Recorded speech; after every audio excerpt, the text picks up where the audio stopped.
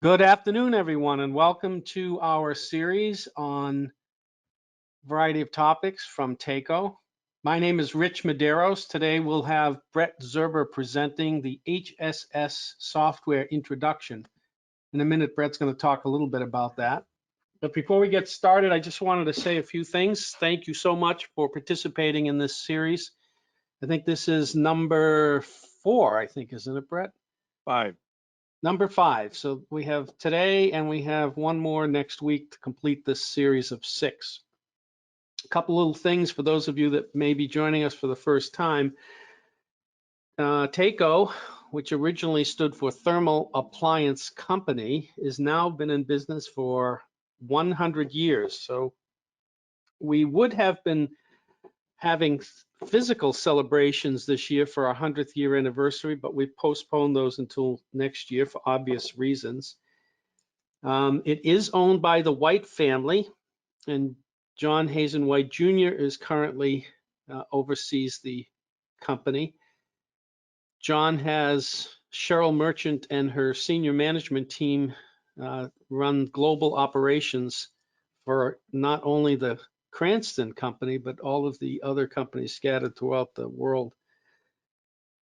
And she and her team have been doing a terrific job navigating through this COVID-19 issue. So we're very proud of the job those folks have been doing.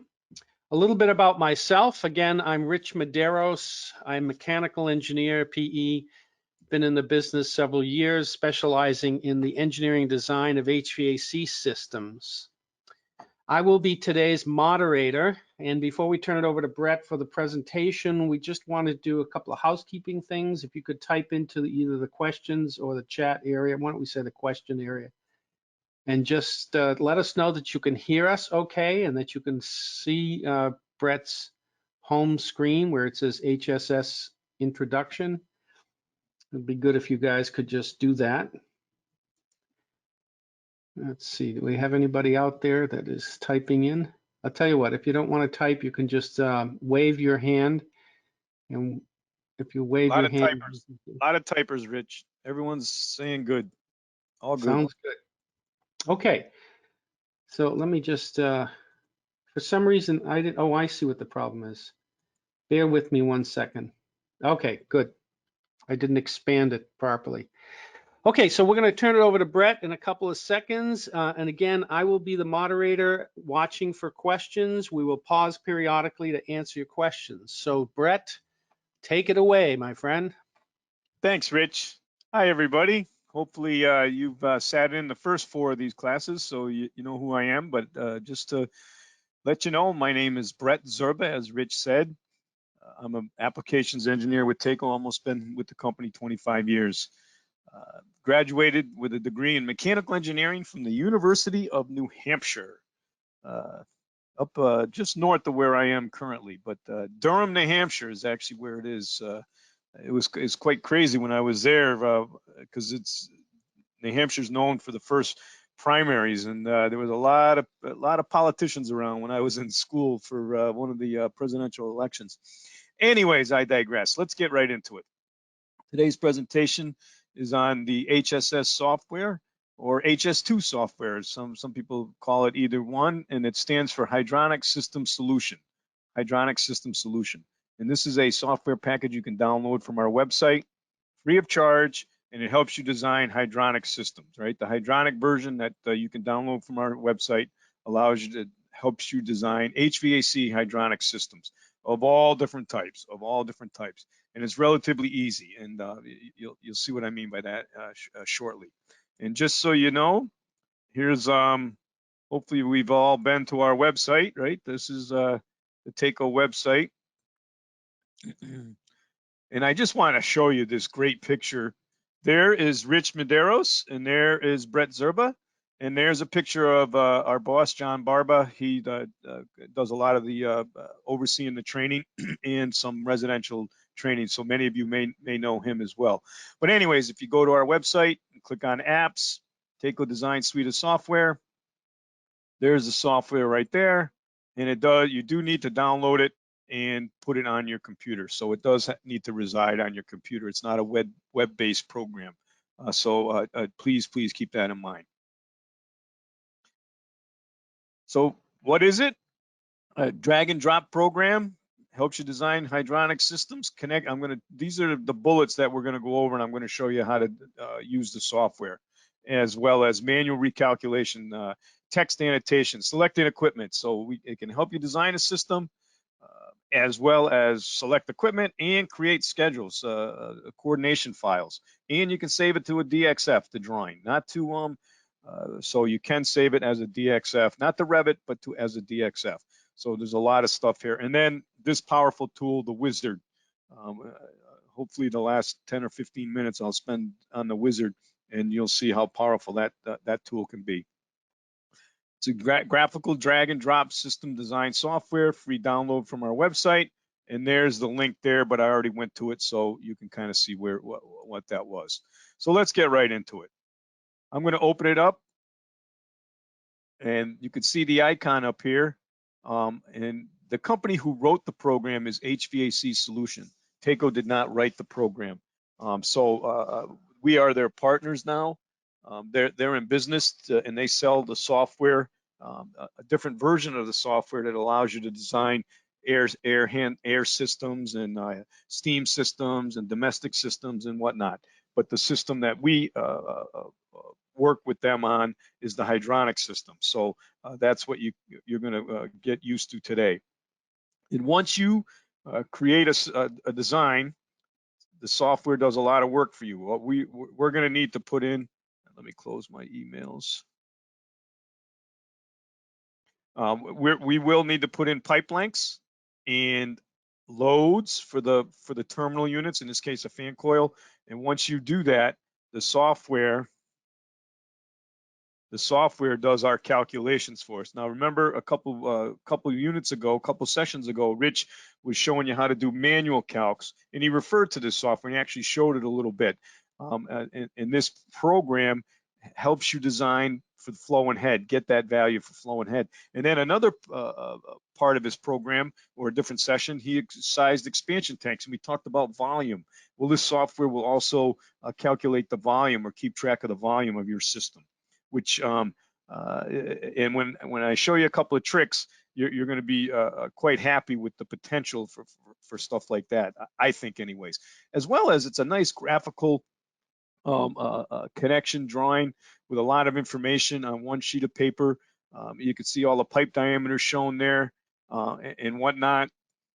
And I'll be doing some connecting as we go here throughout, just so you can kind of get used to it. But nonetheless, I'm going to show you how to do all that.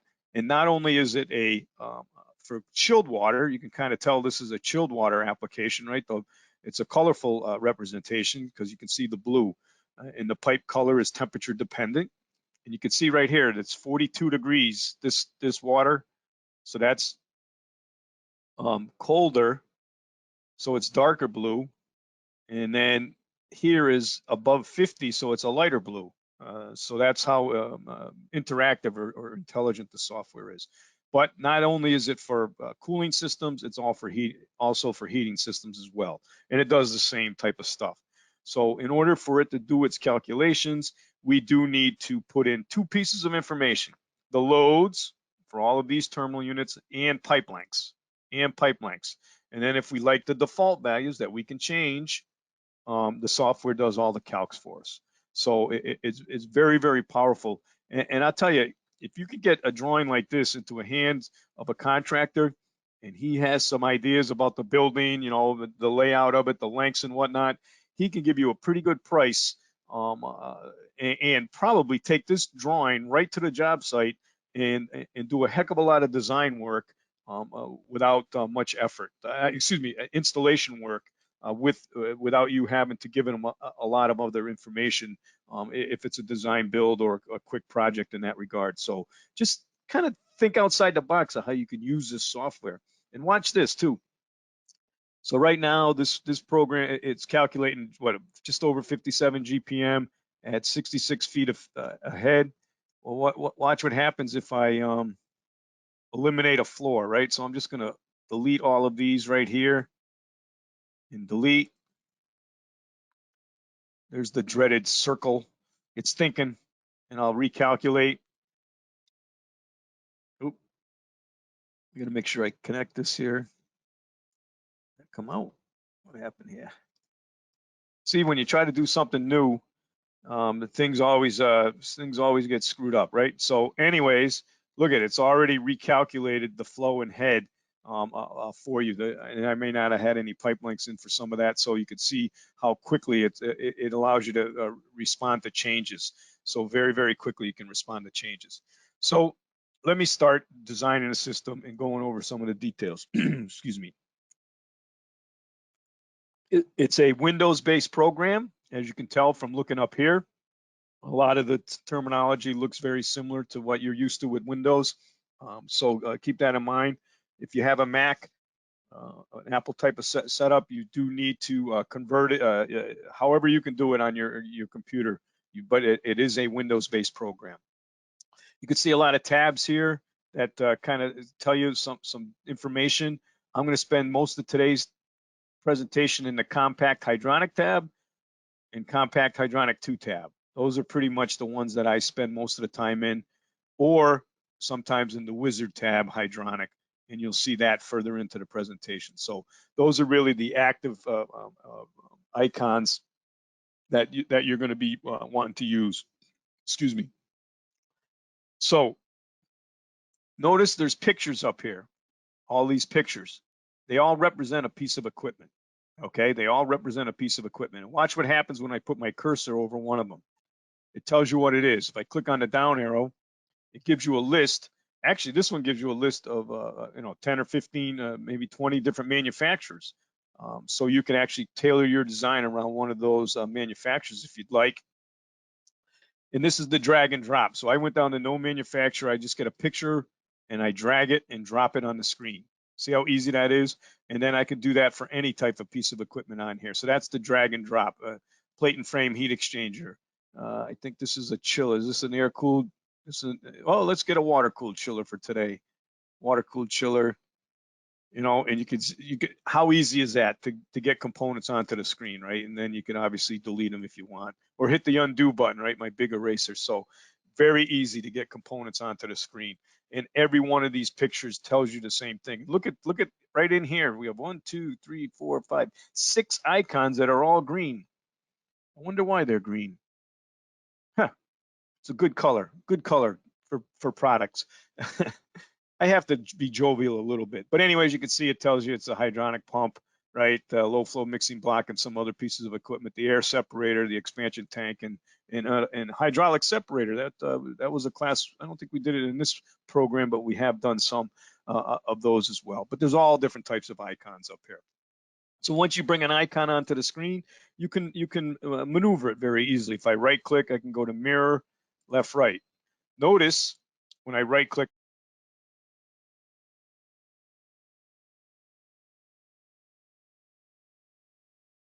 somebody, did you mute me, Rich? Or did I do it myself? Maybe I did it myself. Huh. That was weird. Rich, can you still hear me? I can, yes. What happened? Okay. That was weird. Huh. All right. Anyways, so watch what happens when I click on it and I activate it, right? You see me mirror it. There's also different ways. Watch this mirror. This up here says mirror left, right. So there's different ways to do the same function. So just get used to one and get comfortable with one and just do it the way you like. The other important thing to realize is every component on the screen has a property box. So if I bring up the boiler property box, you can see the information associated with that boiler. And it develops over time as we do our design. But notice right here is, I like to point these out because I talked about default values. It's defaulting to a 5-foot pressure drop through that boiler, right? If you think back to Rich's calculation when he was doing his manual calcs, I'm not sure he had a boiler on the screen or whatnot, but he included the pressure loss for every piece of equipment. Well, here's that pressure loss for this piece of equipment, 5 feet. But what I always like to point out is you don't have to live with the default values. You can put any value in there you'd like. So that's really important for you to realize from an engineering standpoint to make you more comfortable with the system, or with the software. Say, Brett, Yep. this is a timely question. Can you use metric units, SI units? Oh, that's a great question, Rich. Yes, you can. Although whenever I put them on the screen, I get confused because I'm still waiting for the US to go metric. But if I double left click and bring up the project property box, notice right here, this is where you can name your project and select a different location and whatnot. And I'm sure Rich mentioned we headquarters are located in Rhode Island. Actually, it's Cranston, Rhode Island, just south of Providence. So, God, I think we could walk a half a mile and we can get into Providence from our facility. But nonetheless, notice it says unit of measures, and you can put in metric units. And if I hit apply, you'll notice it's metric units. Also, if you wanted to show both units, if you bring up that property box again and scroll down to, where is it? Coordination file options, use both unit of measures and hit OK. And now it shows both. It's going to be a very busy drawing if you do that, but nonetheless, thanks for bringing that up, Rich. That's important to point that out. Sometimes I don't do that, but nonetheless, yes, you can show metric units. And I just hit undo a couple times to get back to regular units, or US units, I should say. I shouldn't say regular, right? So I seen a couple of folks that are on there that are from Canada. I know my good friend Darren McPherson. He is quite the pump expert. If you got some questions about pumps and installations and you're north of the border out west, call Darren McPherson. He solved an issue recently just by looking at a picture. I don't know how he does it. He's phenomenal. But anyways, I digress. Let me add some more components to the screen. I'm going to build a very simple drawing, simple design here. Terminal. Notice you can represent buildings, and we're going to use one of those icons. Processes. There's not a lot there. It's not really for industrial use, but if you wanted to heat the swimming pools or whatnot, you can do some units like that. I don't even know what that picture. There's a tube transfer unit of some sort, but nonetheless, it's not really designed for. It's hydronic, right? It's mostly clean water. Terminal, coil, fan coil. Just drag and drop it on the screen. Notice if I want to get another one, I don't have to go through that long process of clicking down, terminal, fan coil. It remembers, so I just click on that icon and it brings a second one down. Or obviously I can copy and paste, right? Some of you use these functions on other programs, so it's pretty easy to do. And then I can line them up if I'd like, nice and make it nice and easy. Looks good on my drawing, right? It makes my drawing a little more presentable. By the way, you can add a schematic grid if you'd like. Make your paper look like graph paper. Some of the people in the audience may not know what graph paper is, but Rich and I used to do work on graph paper when we were in school. I kind of. That's when you were in school, Brett. That was That's true. yeah, because When you were in school, yeah, what they was it already called? they didn't use What was that? paper when I was in school. It was because No, it was the slide rule when you were. No, that was maybe before your time. that was way before my time. I'm still like 30 years younger than you. I appreciate that. Hey, I showed pictures, baby. I showed pictures. Anyways, let's keep going. So I'm going to connect the piping now. So I always like to, this icon up here is the pipe drawing tool. All right, you can see that that's the one for connecting 90 degrees. Or if I zoom in on the component I want to start drawing pipe, I want to connect to this boiler. And watch, I put my cursor right over the arrow or that little tab, and it changes to that icon, and I left click and release. When I say left click and release, I'm using a mouse, right? And I'm using my right hand on the mouse. So I keep that in mind. I do recommend you use a mouse. I find it's a lot easier. Nowadays, not everybody uses a mouse on a daily basis. But if you're going to use this program for some design work, it might make it a little easier for you from a speed standpoint. And every time I want to change directions, I just left click and release. So you can kind of see I'm playing, I'm goofing around here. And then I get up close to the fan coil, left click, and I tie it in, right? and I tie them in. Pretty straightforward. Sometimes it's drawing pipe with this program is so much, it's fun. It's easy. It's so easy, it's fun. So just kind of live with me for a second or two while I goof around here. Nonetheless, you can see how easy it is to draw pipe once you get used to it. So you do need to lay out your system, right? And it's really a P&ID drawing, so I'm not worried about all the twists and turns to get from the boiler room out to that wing of the building. So you kind of just got to map it out in your head before you get started, right? And then it's not unusual to have different wings and whatnot. Maybe your boiler room's in the middle and you got things going each way or whatever. But nonetheless, you just kind of got to map that out and then just start drawing it. And it's pretty straightforward after that.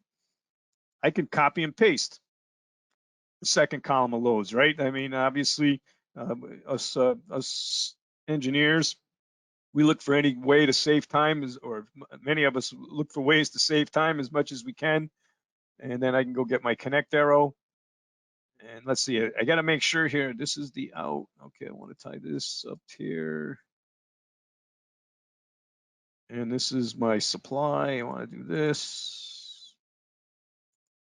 So this is once you get used to drawing a system, and really you could set up some typical ones if you want, or look at the library.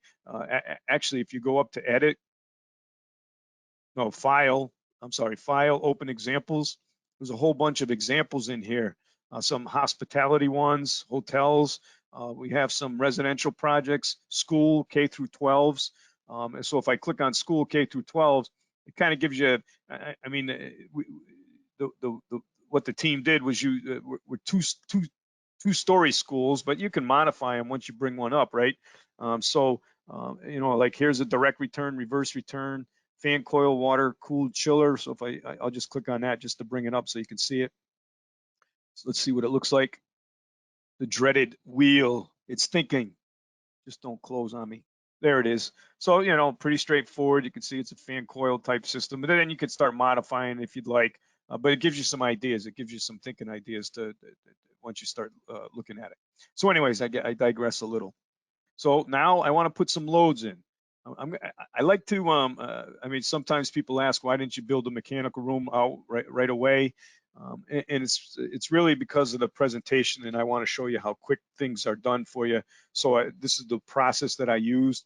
Obviously, you feel free to do it in any method you want, any system you want. So I'm going to put the loads in. So I got to bring up the property box of that coil.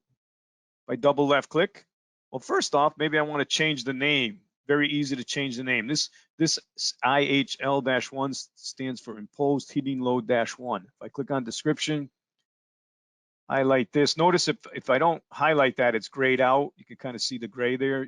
I don't have access to it. So if I click on that, and then I can just type in FC-A as an example. And if anyone has a question about these tabs, if I hit cancel, it closes this box and doesn't make that change. If I hit apply, it makes the change. You can see it when I say makes the change, it inputted the value that I've just put in there, or the information I just put in there. And then if I hit OK, it puts the value in and closes the box. So in case anyone had a question on that. But this is where I want to put the load in. So I'm just going to put in a load here and hit OK. And look at the pipe. Some pipe colors already changed to red. It starts to show you some calculation numbers here, and it starts to tally up the loads. All it does is add up the loads and puts it down on the boiler value right down there. So pretty straightforward of what it does. So now I can put a group of loads in very easily as well. Notice this time I highlighted all three, so I got all three here. And so let's change the name again, FC-B, just so you kind of get used to the process here. Whenever I work on projects with people, most of the time we make sure we update the terminal unit's name to represent what the mechanical equipment is, be it a room number or in this case, I have FCA, right? My schedule would have an FCA, and now what I did is put in an FCB. So, you really want to think of that. So think about your audience and what you want to show there from a naming standpoint. Pretty straightforward though. That's not anything unusual. So Brett, we have a couple of questions. I'm going Awesome. to defer a couple of questions until you get a little bit farther into your presentation. But one popped up, which I think is be appropriate at this point. They say, what if you only know the cooling load for the whole building and not for each fan coil? Can you give them an idea of how you might handle that? That's a great question. And I'm gonna change it to heating because I have a heating system here. Hopefully you can see what my thought would be. So if I had a total load for the building, whatever, I would just divide. In this case, I'm going to say 800,000, right? So I have a 800,000 BTU load for the building for heating. That's my heating requirement, and I'm showing 8 loads. I would just grab all 8 loads. See, I've just drew a box around all 8 of them. Double left click, bring up the property box of all 8 loads, right? 1, 2, 3, 4, 5, 6, 7, 8, and I would just equally put in the load for all of them. So in this case, it would be, I'm not going to override what I did, but I could just type it in. I'll hit. So all I did was divide. Rich, can you help me? I did 800,000 divided by 8 is 100,000, isn't it? Yeah, this week. Yeah. It is. Right. Sometimes people tell me 2 + 2 = 5, and other days it's 2 + 2 = 4. So that's I on get Saturday. confused. That's on Saturdays. Okay. Yeah. Well, I've been down in the basement so long, it may be Saturday today. Who even knows? But nonetheless, that's an option or a potential way to do it, if you like. Another way, and when I get a little further in the presentation, I'll show you another potential way to answer that question as well. But that's a great question. Anything else, Rich? Well, I have some that have, actually, it's probably make a good point to, so when you do the pressure drop, the specific question, does the software calculate fitting losses based on diameter and flow automatically? And then the way I would interpret that question is that, how does it actually calculate pressure drop? And it can do it based on either the pipe and a fitting factor or the actual fittings themselves, correct? Yes. So I brought up the one of the examples I had shown at the beginning, and I'm going to click on this piece of pipe right here, okay? And I brought up the property box of the piece of pipe, and notice on the right-hand side, I'm in the key data tab. On the right-hand side, it's got some information here, and it shows the length, and it has the pipe, it has the head loss of the pipe, right, for that diameter, and it has, as Rich mentioned, a fitting factor. So it multiplies that head loss times 1.5 in this case to get a total head loss to include for fittings. But yes, it uses the correct diameter that it calculates. And I usually show that when I go a little further in there. If you wanted to, and you knew this a little more, you can click on the word fittings here and see where it says calculation method. You click on that down arrow and say input head loss. You can actually input the actual amount of fittings for each line. So that could be a good teaching tool, to show folks or to compare a manual calc to a real calc or whatever, if you knew the actual amount of fittings. So hopefully that answers the question or zeroes in on that. So it does use a fitting factor. Oh, I do want to mention, you can change that fitting factor. So watch, if I type in 2, right, notice that value went up to 9, right? So it was 1.5, the value is 6.8. So hopefully that zeroes in on that answer. So I'm going to keep going unless my friend Rich has any other questions. I'm going to. Yeah, why don't we move along, and then we have some other questions, but they might be a little bit more appropriate a little bit farther down. So let's continue. All right, you're the boss, man. You're the boss man. All right, so now I'm going to put these 2 loads in at the same time. I just clicked on one, hold the shift key down, clicked on another one, double left click. let's change the name of these. I just like to show people, sometimes when I show it more than once, I know when people show me things more than once, I tend to remember, and hit OK. And then I can put these 2 loads in as well. Again, description. Nothing too major here. And hit OK. One thing to keep in mind with this software, it's a little rigid, and what I mean by that is all it does to keep the boiler load is add up these values. All right, it's pretty straightforward. It's a simple calculation, right? It just takes these values and adds them up and shows it right down here. So you may want to adjust the load portion because not all the time is the sum of the fan coils or the sum of the loads equal to what you expect your or you're designing your equipment around. And if you think outside the box, you might understand that a little better.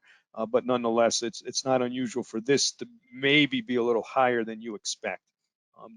So just keep that on. And another thing to remember is this load portion. You can't add load. What I mean by that is you can't go above 100%.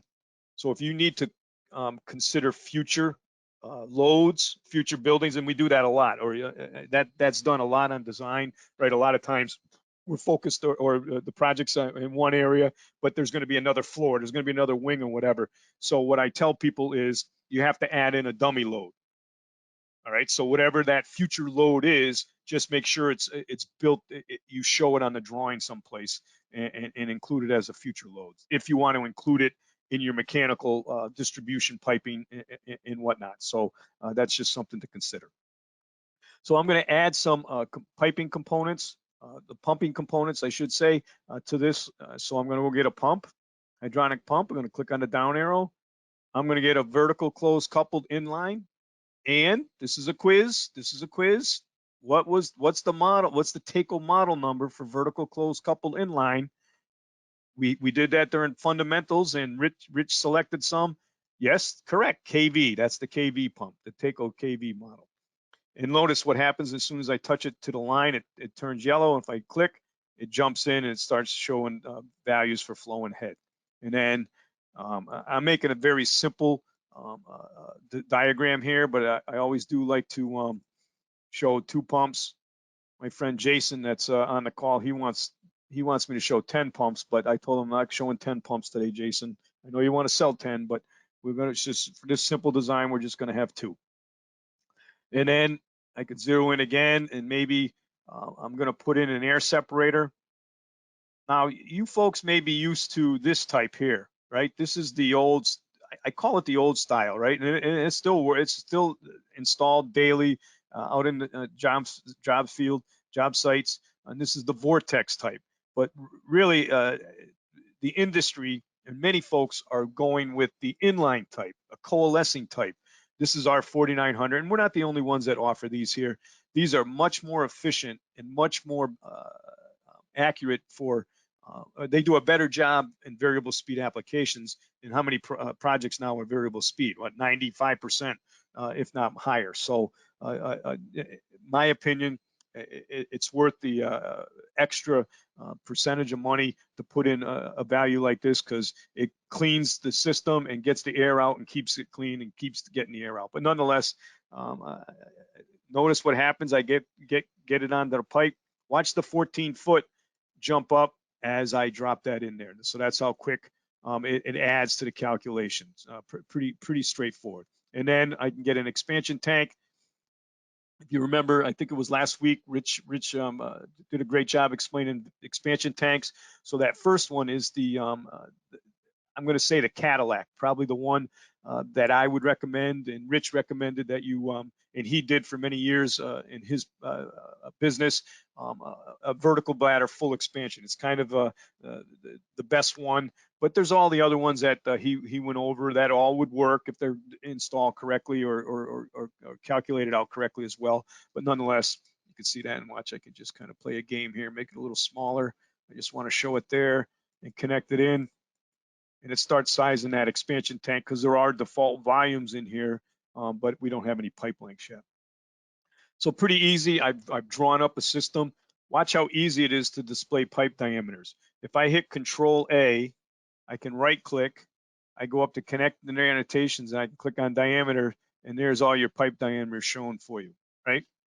And I notice right here, I'm in part of the country where a 5-inch pipe isn't prevalent, or it's more expensive and hard to get. So I don't want my program to consider 5-inch pipe.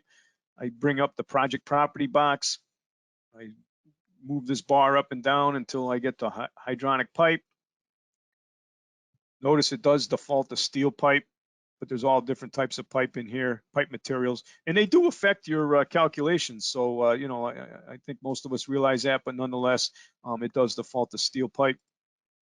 But if I uncheck 5 and I hit OK, the software now obviously goes up to the next size, a 6-inch pipe. So pretty easy to do, but nonetheless, it's important to at least show you how to do that. You know, and maybe you want to add some valves to this system, and the software can let you do that as well.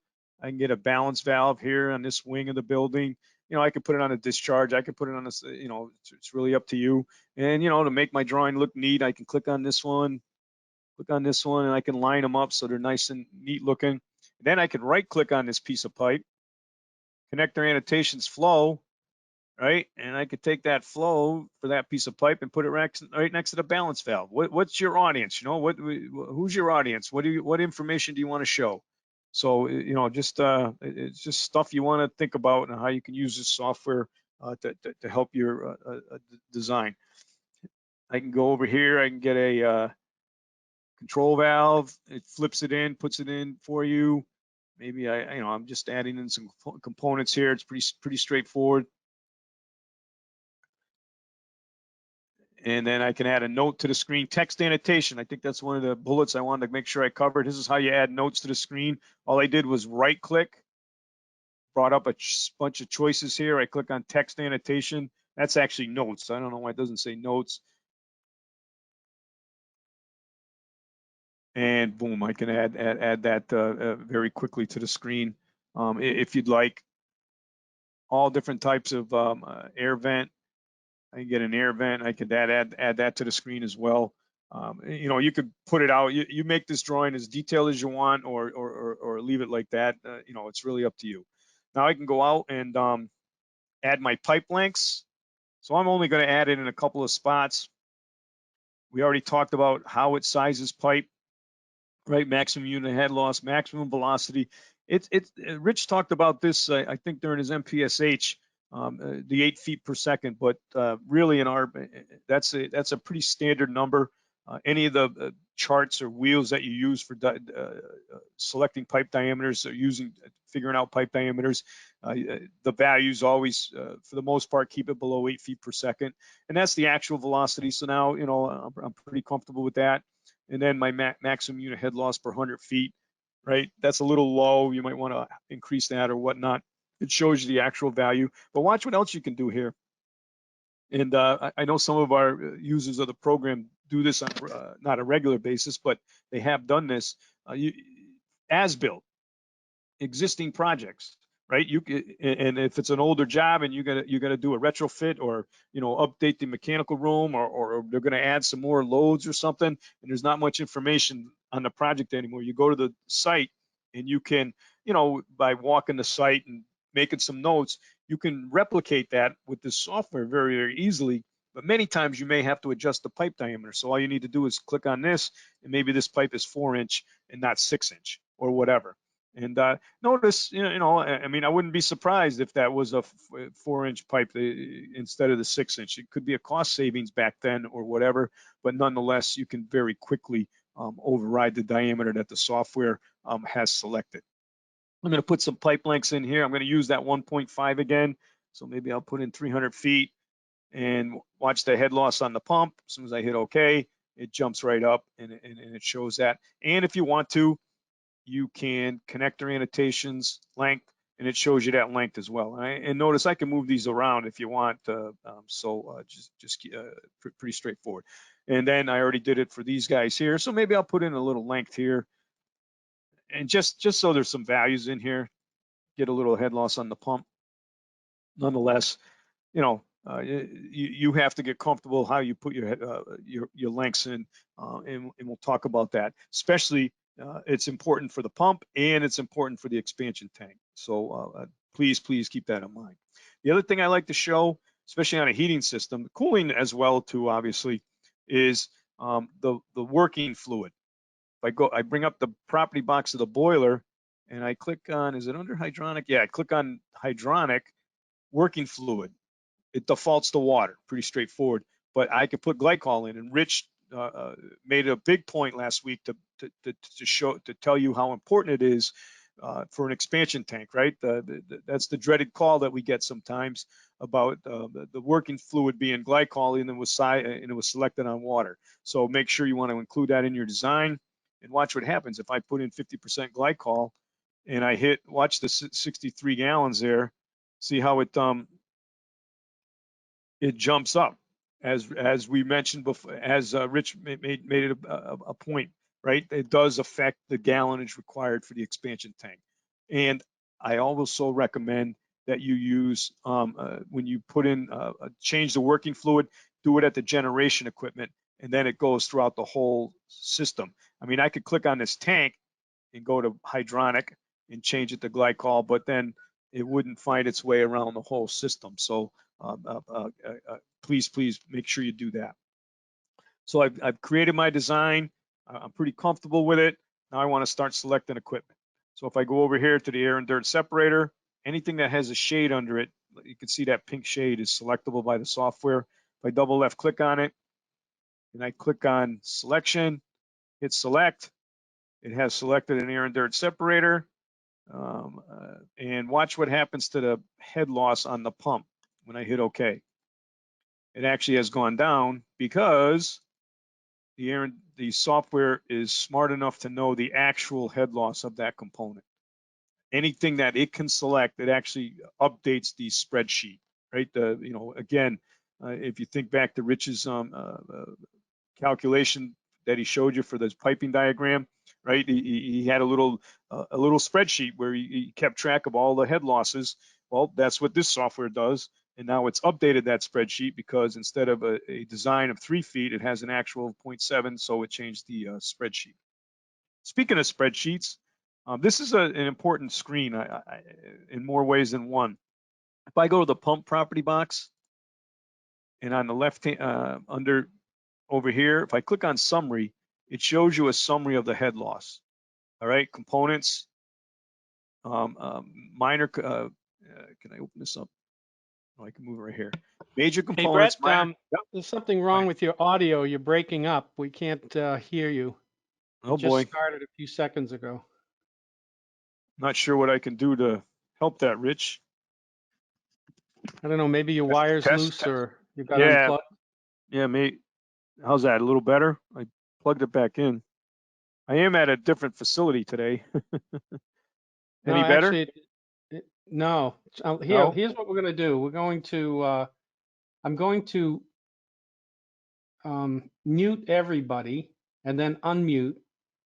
I'm going to mute you and then unmute you. Actually, I'll mute everyone, then unmute yourself and see if that makes any difference.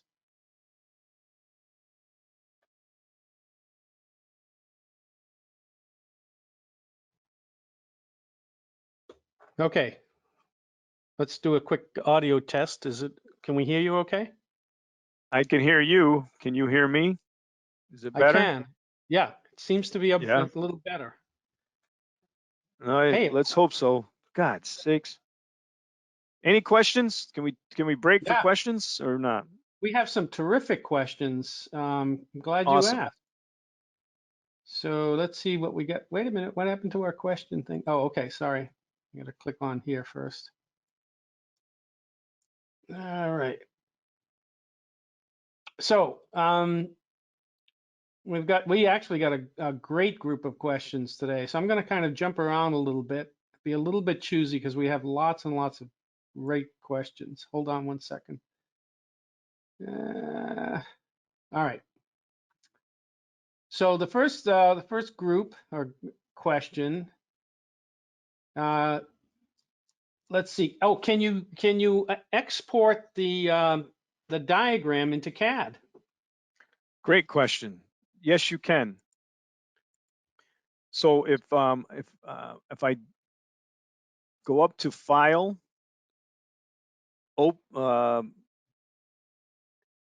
Coordination File Options. So I'm at File, Coordination File Options. Right, it brings me into the project property box under Coordination File Options, and right here it says Schematic. So if I check that box and I hit OK and I save my drawing,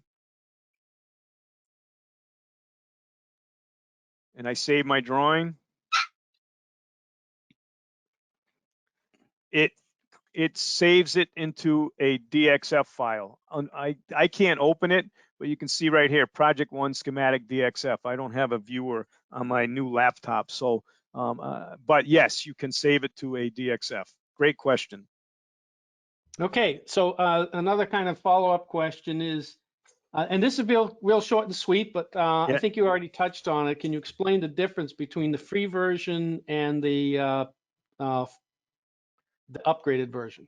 Yep. So notice these icons up here. Air handler, rooftop, space, airflow, air 2. If I click on one of those and I try to get a piece of equipment, this feature is not available in this version of HVAC Solutions, so you have to purchase it online. So those are all associated with air side systems, okay, to do the duct work. So you see how it's doing piping? It allows you to do duct work as well. And then if I click over here on steam, so I can't design a steam system as well. And then I don't know if domestic. Okay, so hopefully that shows you. So really, like I said, it allows you to do the hydronic systems, HVAC hydronic systems.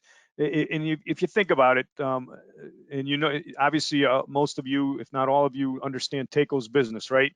We sell pumps, we sell tanks, pressure vessels, pumps, and some other support equipment, heat exchangers and whatnot. Well, that's all associated with hydronics. So we promote the hydronic version of this software, not the pro version per se. Hopefully that spells the difference out there. And by the Yes. way, everything I'm showing you today on this demonstration, I'm using the free version. So everything I'm showing you, you can do with the free version. So I'm not trying to bait and switch anybody or anything like that by any stretch of the imagination. So I think you already answered this question, and that is that I think the default value for the fitting factor is 1.5, Yep. and would you recommend a higher or lower fitting factor when you're doing your? You know, that's a great question. And Rich, I'm sure would have an opinion. And I usually on a regular standard project stay with 1.5. Sometimes I will raise it if I'm in the mechanical room and I know there's a lot of twists and turns. I'll go up a little bit. But other times, if I might even lower it, knowing that it's just a straight run of pipe. But there's not, you know, being conservative isn't a bad thing. So any thing you want to add to that statement, Rich, or thought process? Yeah, I mean, if it's a fairly simple, straightforward system, I also use 1.5. But if I know from starting to do the layout, there's lots of twists and turns in the piping. I know it's going to be, for example, in an existing building, sometimes we have to work around a lot of existing structure or components and stuff, and I might bump it up to say 1.8 or 1.9 in that range. So yeah, it depends on the building and the project and what you feel most comfortable with, which is why they allow you to change that value. I think that point is very important to hit home. The values that the software defaults to, like 1.5 and other ones I'm showing you, are all changeable by you, the user of the program. So that's really important to realize. It's your choice, just like it is when you're designing a system. Any way you do it now, right? It's your. Sometimes you have to just make your own decisions. So that's something to consider. Great question, though. One other quick one, and we'll let you get back, and that Yeah. is that can you Is there some way that the diagram will illustrate any missing lengths? In other words, you put in a couple of lengths here and there. If for some reason someone say put in, they missed like 3 lengths of pipe somewhere in the Actually, system. that's, you know, I never really thought about that, but yes, if I hit Control A, so I've activated the whole drawing, and I right click and I go up to connector annotations and I click on lengths, notice all the lengths are now shown. Your drawing gets a little busy, right? So, but you can see where the zeros are. You just got to make sure you know, that's the diameter on the right-hand side. I haven't used my bouncing ball all presentation. On the right-hand side is the diameter. On the left-hand side is the length. So that kind of shows you the lengths that that could be in there, or not in there, I should say, or missing. Well, we Hopefully do that. have some other questions, but I think if you can continue along, we'll Yeah, pick up the balance on the end. yeah. Double left click. This is the other part of the screen I wanted to show you. If you go to the key data tab and click on show head loss path, it does show you the head loss path that 38, whatever it is, the 38, 39 feet is. So if you have a more complicated system, you want to make sure that that pump's head loss that it's calculating is what you expect it to be. You know, that's something to consider. So anyways, I've selected some equipment. I can globally select the equipment. You can see if I click on the pump now, the pump has been selected, and I click on selection, and there's my KB. You know, we talked about that, 3007, pretty good efficiency. If I wanted to, I could actually look at the curve here. Oh, performance, there's a little curve. You know, remember we talked about max impeller, min impeller. Well, that's the actual impeller cut for this particular item. And then if I go back to file, open coordination file, coordination file options, and click on equipment schedule, and I hit OK, and I save that file again, I can actually get my equipment schedule as well. And there's my equipment schedule. In this case, it's a spreadsheet, you know, but I could have saved it as a DXF file as well. So pretty powerful what you can do. I want to show you the wizard though. So let's spend the last few minutes here before we go right to questions on showing you the wizard. So if I click on wizard, here's a way you can really make some hay with this software. But you know, you got to know the basics. You know, Rich and I really want everyone to understand fundamentals of HVAC, and that's why we go through a lot of the basic stuff. So you gotta know how to basically use the software. But once you can use the wizard, watch this. If we want to do a cooling only, right? Someone asked about a cooling only system, and I'll do a water cooled chiller with a cooling tower. Maybe I'll put in 2 chillers. I'm not gonna. There's a smaller chiller manufacturer, but I'm just gonna keep it on none. Right, water type, I'll keep it on water. Excuse me, just water. But again, remember, you could put in glycol if you wanted to. I'll put in a couple of cooling towers. I want to do variable primary, and I'm going to manifold primary the condensers, the pump. I'm just answering some questions here, right? So this pump here is, I'm going to put in 2 of those. And again, I'm showing all verticals. In this drawing, you could show base mounted if you wanted as well. So just keep that in mind. So going to include some valves, expansion tank, air separator, and boom, there's a quick and dirty way to get my chiller, water cooled chiller system. And somebody asked, what if you only knew the load, you know, the building load as an example? Well, watch this. I can go get a picture of a building. Maybe it's a school, right? I put it in here, and now I can connect from here to here.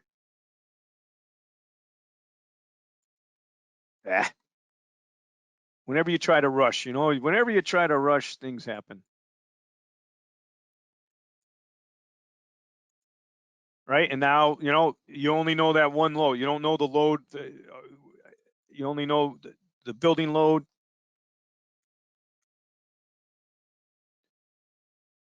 Hit OK.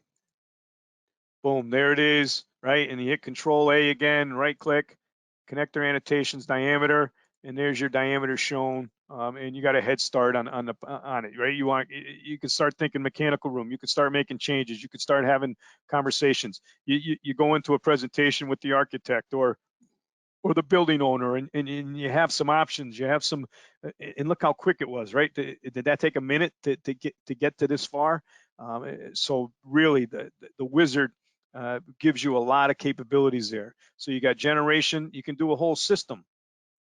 And this will be the last thing I show you until we answer all the questions. So I'll do a reverse return, heating only system, number of loops. I'm just going to answer some questions very, very quickly. The boiler room is going to be up on the top floor, just for 6 loads shown below the piping. Fan coil, control valve on the discharge, that's fine. You could show a pump or 3-way valve or whatever. FC, I don't know. Really, you gotta know your load. So please make sure somebody does load calcs. You know, Rich and I really haven't talked about that much in our presentations, but we really recommend people do load calcs and have a good idea on stuff like that. So this time I'll show a primary secondary. I'll use that hydraulic separator I talked about. Oh, let me show a base mounted pump, because we sell those on a regular basis. FI, correct? Somebody already typed in FI pump. That's our model number for that. And there's a system done for you very, very quickly. There's that hydraulic separator, right? The bridge, the decoupler, very quickly for you. How do you display pipe diameters? Control A, right click, connector annotations, diameter, and boom. There's a complete system. Very simple system, right? But nonetheless, there's a complete system for you. And this picture is a base mounted pump. Don't forget, there's no pipe lengths in here, so you got to add some pipe lengths in and whatnot. So it's a powerful tool if you can find a way to use it for your own benefit. So let's answer some questions, Rich.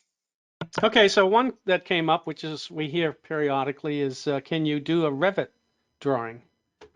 Unfortunately, it does not. The Pro version gives you some Revit capabilities. Where the heck is it? Is it under Edit? Wasn't oh, right here, Revit connections. I'm not sure exactly what it is, but that's not available in our version. So we don't. It's not as powerful as some people think, but nonetheless, it is available. If you go to YouTube, you could see HVAC Solutions Revit demonstrations if you want more information on that. Good question, though. Okay, let's see. Got a couple more here. How are we doing for time? We got about 2 minutes left. Yep. And let's see. Can you go from the wizard to a fully designed system? I'm not sure I fully understand the question, but I think the answer is that basically the software is limited to a kind of a PNID type of diagram. It doesn't Now, go Kit, into. I would like to add that you can modify. Now, I use the wizard to draw this, but I could add more loads on here, right? Right. If you can add things to this here, right? So, so it's not cast in stone what's on here. You can add and subtract and whatnot. So hopefully that helps the answer a little bit more. But anyways, that's it is what it is. Well, I think that brings us up to date on, there are a few other questions, but I think we're just about out of time, Brett. Yeah. Do you have any final words of wisdom you'd like to pass on to the audience? Thanks for your time. Great questions. Download the software and get in touch with us if you have any questions. Many of the reps in your territory or in the States and Canada know how to use this probably better than Rich and I. So especially Darren and Jason out Western Canada and up in Ohio, Northern Ohio. But nonetheless, let us know if you need any help. Thanks for your time. And Rich, take it away. Thanks, Brett, for a great presentation. We did get a couple of comments that we had some problems with audio. And all I can say at this point is that we use the GoToMeeting platform, and I suspect that there is something going on in the GoToMeeting world. Maybe it just happens to be the amount of traffic that's on. But out of all of the webinars that we've done, this is the one that's the one we did today. It was the one that seems to be the most problematic relative to audio. So we apologize. It's outside of our control. Hopefully you can hear me okay now. But all I can say is that we do periodically have some issues with the platform itself. Okay, so what I'm going to do at this point is repeat what Brett said. Thank you so much for participating in today's session. This is number 5. We have one last session in this round. For those of you that perhaps missed a session and you'd like to sign up for one of the other sessions, I think moving forward you can sign up for either all of the sessions one at a time or just one at a time. Is that correct, Brett? Yeah, maybe you got to sign up for everyone. We are redoing these 6 classes again, starting at the end of the month, again on Wednesdays, and we'll offer them at noon and 3 o'clock. That announcement will be coming out shortly. The folks back in Cranston are working on that announcement now. Sounds great. So some final words. Stay safe out there. Thank you very much for participating, and we look forward to seeing you guys in the future. Take care now. Signing off.